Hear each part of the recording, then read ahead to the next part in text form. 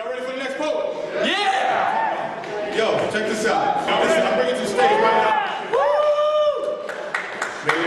They didn't warn you about me, did they? Yeah. Let's go. The poet I am pleased to bring up to you next is one of the most innovative poets I've had the good fortune to meet, listen to, and call friend. Anybody can take the periodic tables and turn them into poems. Shit you can listen to and be like, oh yeah, and it makes sense. They get mad props, you know what I'm talking about? She is the long-running host of Cafe Gallery 2020 North Oakley every other Wednesday. Put your hands together, start clapping right now. Kuypers, ladies and gentlemen.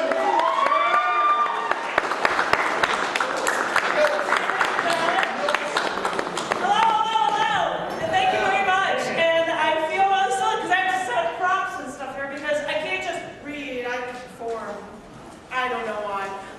But I want to say I do run literary magazines, CCD and Down the Dirt magazine, and I noticed that some great people have been here. GPA has had stuff, Jared Pendergast has stuff here, Janine Rabislud, GPA in the past. I believe Eric, your name for your poem is actually the name of our collection book, which is Poet is Sociopath. And that's a 2013 collection book of poetry from it. I've heard so many good poets that I've never heard of before. The guy right that was right in front of me. A lot of people I haven't heard before. I would love it if you would send stuff to me. Scars Publications, scars.tv is the website. If you can't figure out the email addresses, no, my name is Kuypers@gmail.com could work as well. Now I'm going to send this stuff up. And yes, I don't know what possessed me to decide to write a poem for every element in the periodic table. I have no idea where that came from. I have to figure out how this thing is set up, too. But I have been doing this, and I've got like 15 left, and every time I've got a feature, I'm going to be able to introduce more of them, I guess. And I was going to read 3 that I've never read before or read out loud before, and I hope you like them.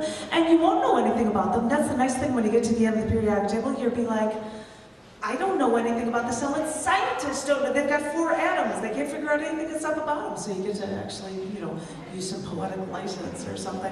So the music you're going to hear in the background for all of these is music from the young men of South Africa. The piece actually that you're going to hear in the background is called Children Asking. This first one is number 70, and it is called Ytterbium.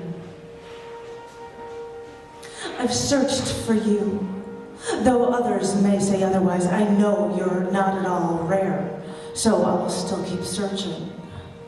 You've always been on time whenever I've wanted you, but you always seem to leave that fire in the air as you leave. And you always escape me, like you slip between my toes as I'm walking along the beach, like grains of complex sand, each grain a nearly microscopic crystalline rock. Like your minute crystal slipping by me as I walk on by. I know you're always mixed well with others, so I'll go to that beach. I'll sit there, I'll take a stick and write your name in that precious sand. I'll check my watch. How long have I been searching? I'll run my hands along those grains of sand. I'll study those compounds, making those grains of sand, those ragged crystalline stones. Those crystalline stones remind me of the shards of dope glass that shattered when I saw you last. And now I've been looking, and it's been so long that I've been looking for you. I'll check my watch again. I'll pull out my pocket infrared laser light pen. I'll shine it on the sand and try to see if anything reflects the light in different colors back to me. I wonder what I'd see if I could see an infrared light in my search for you. As I said, I'll do anything in my search to find you. I'll check the time again. How long do I have to wait? My watch has to be on time.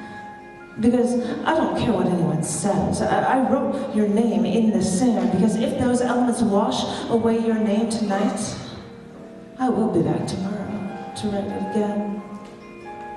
Thank you.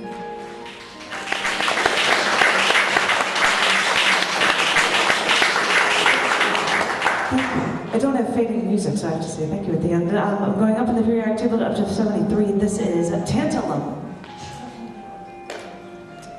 People expected me to be around. I couldn't be a recluse, so I got up my camera and kept myself hidden to the world to separate myself with a camera lens. But I longed to see you sitting again, cigarette in hand. I wanted to be able to walk up behind you, rest my hands on your shoulder, lean my head against your neck. I wanted to have my cheek near yours, not touching, but so close that I could still feel the warmth from your presence. But wasn't I doing that when I tried to take pictures instead?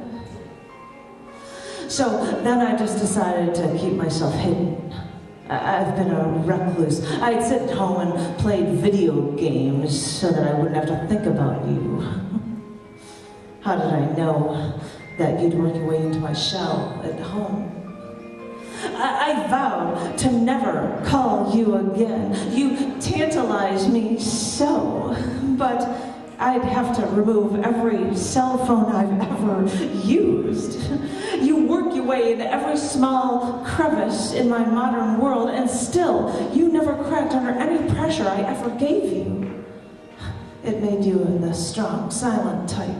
You always seemed hidden, but still, you seemed so influential. I should know. I'm finding everything that leads me to you when I try to escape you in our technology-inundated existence. You know, I call you tantalizing, and I think of Tantalus, a king in Greek mythology.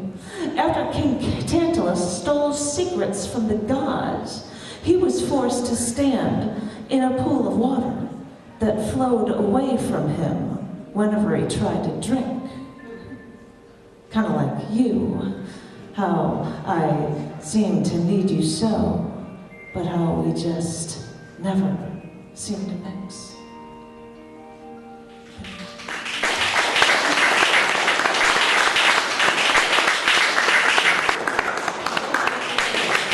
Thank you for This is number 103 in the periodic table, and this is Lawrencium. I've always tried to figure you out. I could never pinpoint your true destiny. All I know is that your radio activity to me left my bones so brittle. I know your heart is a hand grenade, but you've made my skin so paper thin. You corroded me until my lips are forever shut.